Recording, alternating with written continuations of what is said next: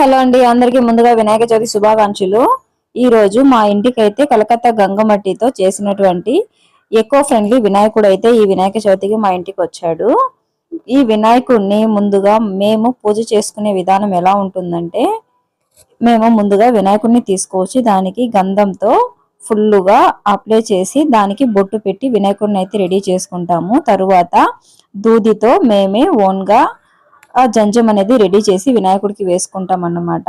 వినాయకుడికి ఇష్టమైన మాల, అదే విధంగా గరిక మాల, చామంతి మాల, వినాయకుడికి పంచటవులు వేసి అలంకరణ అనేది పూర్తి చేశాము. తరువాత అతనికి గొడుగు ప్రసాదాలు పెట్టి అలంకరణ అయితే పూర్తయిందండి. తర్వాత పసుపుతో వినాయకుడిని అయితే చేసి ముందుగా ఈ పసుపుతో చేసిన వినాయకుడికి పూజ చేసి తరువాత మేము గంగమట్టితో చేసిన వినాయకుడికి పూజ అయితే కంప్లీట్ చేశామండి.